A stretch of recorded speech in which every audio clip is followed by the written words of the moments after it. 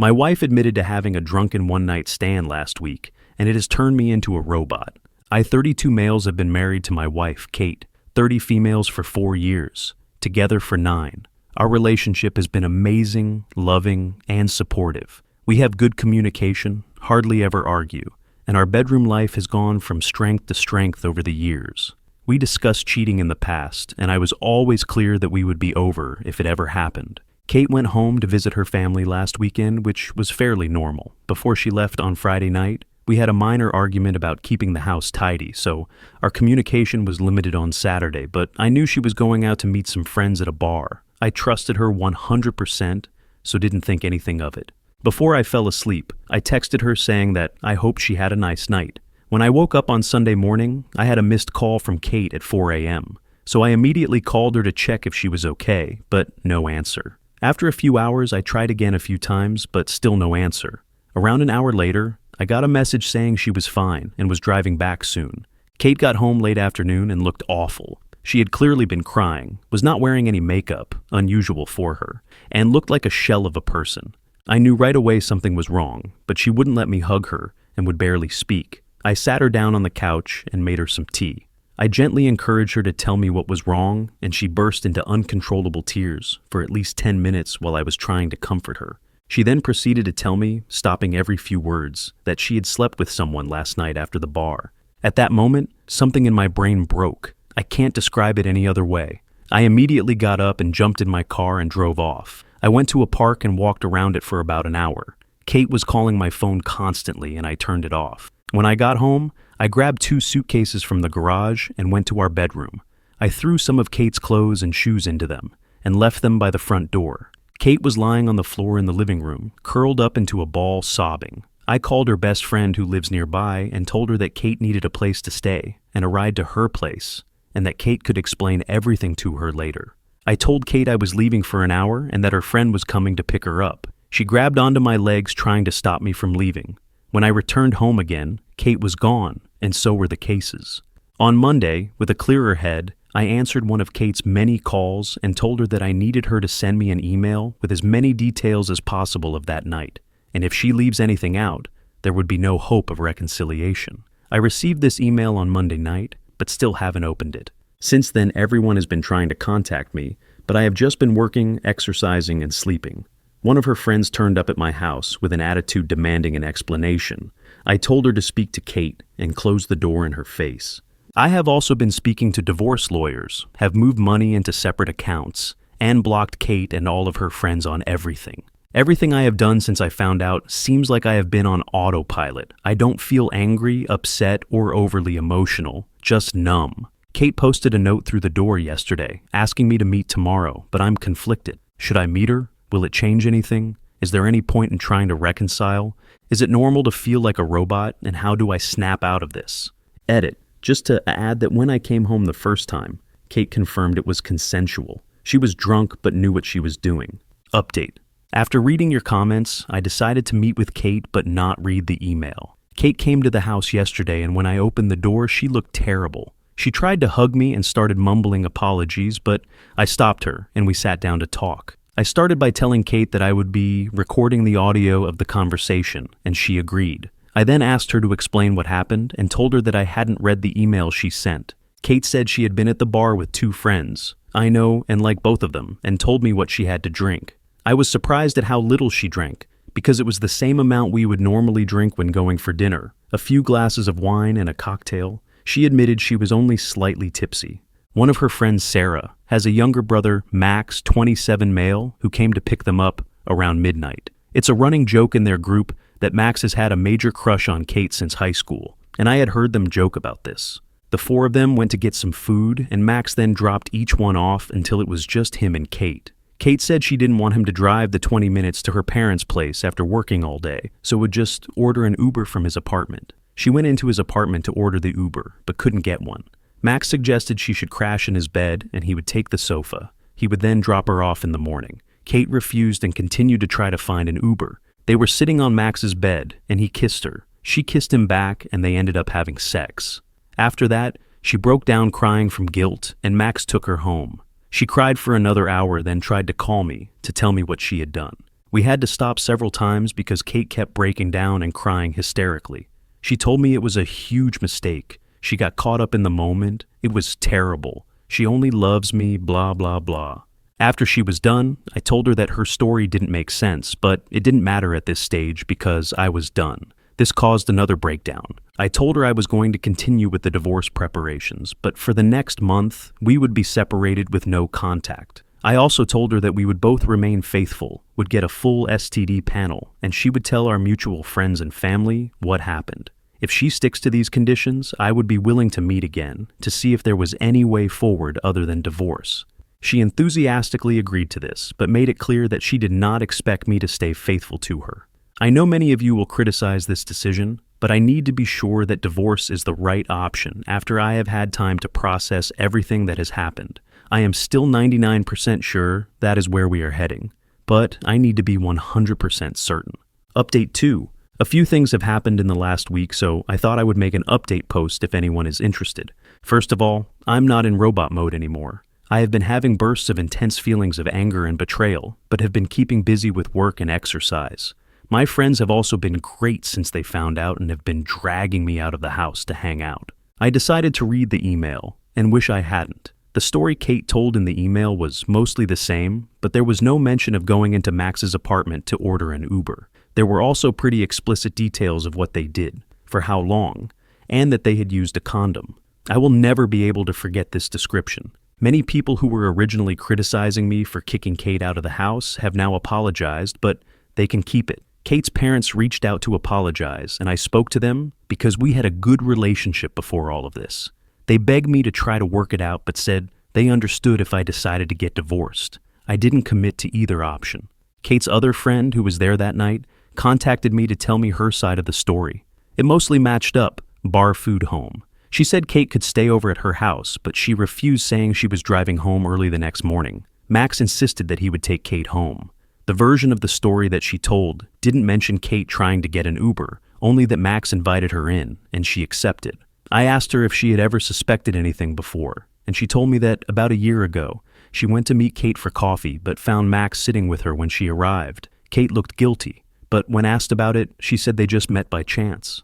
Sarah, Max's sister, also reached out to me, and I spoke to her too. She was angry with both Max and Kate and told me a similar story. Apparently, her whole family is angry with Max, and she has not spoken to Kate since she found out. She apologized on behalf of her idiot brother and said she had warned him to stay away from Kate since high school. She didn't think anything else had happened between them. I have had zero contact from Kate, but heard that she was going to be moving into an Airbnb near our house. She is not coping well and called in sick from work a few times over the last few weeks. She does have support from the friend she is currently living with, and I asked her parents to keep an eye on her. Her parents came up to see her this past weekend. I went out with some friends at the weekend and ended up drunk at a bar. I was talking to a girl there who I probably could have gone home with, but I stopped myself because I wanted to keep my self-respect. Reading the email and hearing what they had done made me give up hope of repairing this, especially when I know she is not being truthful with me on other things. So, who knows? I will be moving ahead with the divorce and might not even wait a month before telling Kate that this is my final decision. Update 3. I debated posting this update, but a lot of people seem to be invested in this mess, so here it is. Apologies in advance if this is TMI. Kate sent me an email last week asking me to pick up some things she needed for work. My lawyer told me not to prevent her from having access to the house or her possessions, so I reluctantly agreed that she could come over on Thursday night when I would be at the gym. I told her to be out by 7:30, but when I got home at 8, she was still there. When I walked in, she had left a few work-related items next to the stairs, and she was chopping vegetables for dinner. She looked amazing with her hair and makeup done, wearing one of the dresses I liked. The whole place had been tidied and cleaned. I calmly asked her to leave immediately, and she made her way to the door, but stopped and asked if we could speak. I should have said no, but I eventually agreed. We sat down and had a conversation for around an hour, which jumped from topic to topic. Again, I told her I would record the audio, and she agreed. I started by asking her if she had kept her side of the agreement we made the last time we spoke. She said she had taken an STI test, which was all negative. Mine was too, thankfully, and a negative pregnancy test. She hadn't been with anyone else and also told a few friends and family what happened, and many of them were angry and were not speaking to her. I asked a lot of questions that had been turning over in my mind for the last few weeks. She confirmed that her reason for going into Max's apartment, the Uber story, was BS. And she said he invited her in for a drink, and she agreed, knowing at some level that something was going to happen. She can't explain why she did this other than being selfish and enjoying the attention. She also confirmed that she had texted Max a few times over the years because he would shower her with compliments and make her feel good. He would always initiate, and she was apparently careful not to lead him on, and said she had never sent him explicit messages or pictures. Kate also told me that they had hooked up about 6 months before we got together, but never had sex. She admitted that she was always a bit curious. Her story about being caught at the coffee shop was that Max had texted her asking what she was up to, and she had told him where she was. He then turned up. She swore this was the first time they had ever done anything since we had been together. She said nothing was missing in our relationship, and she hates herself for ruining her perfect marriage and causing me so much pain. I told her that I still didn't believe her story and that there was no point in continuing the conversation. She calmly asked what she would need to do to make this right, offering up her phone, location sharing, not going out without me, etc. She had been doing some research. I said that I had no plans to become her prison guard, especially when I would never get over the betrayal. Things then took an unexpected turn, which caught me completely off guard. She asked me to turn off the audio recording because she had something private she wanted to discuss and didn't want other people to hear it. I refused, and she reluctantly continued. She asked if I had been involved with anyone else sexually since all of this happened, making it clear she was fine with it. I told her no, and she said that I must be going crazy. We used to have sex almost daily, and started talking dirty about all of the things I could do with and to her. This involved a lot of kinky things that I had wanted to try or had only done a few times. She said she wanted to meet my needs, even if we did not get back together. She said we could have as many threesomes as I wanted from now on, or we could be open on my side only, and she would even find partners for us. She was trying very hard to turn me on, and I stayed silent until she asked who I wanted to have a threesome with. For some reason, I mentioned the name of her coworker, who was 5 years younger than Kate and a total knockout. This surprised her, but she was in too deep and asked me what I wanted to do with her. I went into detail about a pretty hardcore scenario, and Kate was encouraging me until I said that she would just be watching. This again caught her off guard, but she went along with it. Later on, I realized that I only said all of this as a petty attempt to hurt Kate, which I don't feel good about. She was convinced that her plan was working, so she pulled up her dress and got into my favorite position on the couch, begging me to have sex with her. I'll admit that for a few seconds, my body reacted even though my head was not in the game. Everything suddenly came into focus, and the content of her email came flooding into my head. I can't explain why, but I started to laugh. Not just a chuckle, but a full-on belly laugh. She looked hurt and moved away, then started to cry. I told her it was time for her to go, and she left quickly, probably due to the embarrassment. I also said she needed to hurry up and get a lawyer because we were getting divorced. The post-nut clarity after she left confirmed that I had dodged a bullet. I have a meeting with my lawyer later this week and want to move forward with the divorce as quickly as possible. Final update. Thought I would provide a final update on the situation for anyone interested. The last few months have been tough, and I have only seen Kate in person a handful of times. After a few weeks of no contact, I decided that we should discuss things with a clearer head. We went for lunch and had a calm, respectful conversation about everything that had happened and what reconciliation might look like. Kate said she would do anything to get things back on track, and I believe her, but didn't commit to anything. After that, Kate asked me to go with her to see her therapist, who is also experienced in dealing with married couples. I thought about it for a few days before agreeing. The session was tough with a lot of tears, but I didn't get a straight answer on why Kate had decided to cheat. The therapist was surprisingly fair to both of us and was not judgmental. We again discussed reconciliation, but I told her that I thought it was best to proceed with the divorce. Last week, I drove up to her parents' house to drop off some tools I had borrowed from her dad. We had arranged for Kate to be there, and for her parents to go out for a few hours to give us a chance to talk. I spoke with her parents alone, who were heartbroken, which was hard, but they were both very supportive. During the conversation with Kate, I told her clearly that I had given it a lot of thought, but I wanted to move ahead with the divorce. It came down to the fact that, in my view, we would never get back to where we were, and I realistically can't see myself ever getting over the betrayal. Even if we could regain the trust, it could take a decade of hard work, and that is too big of a risk for me. Kate finally accepted this, and we had a calm discussion about how we would divide assets, sell the house, etc., and wrote an email to our respective lawyers. We left each other on good terms. The divorce should be finalized by the end of the year, and the house will be put up for sale soon.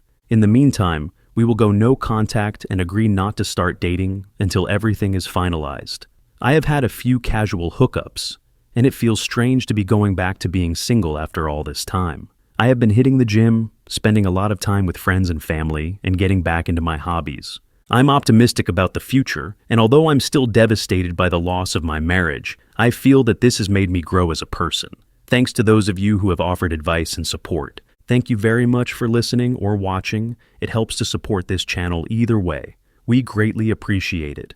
Please like and subscribe to further support and not miss another story. Until next time, have a great rest of your day or good night.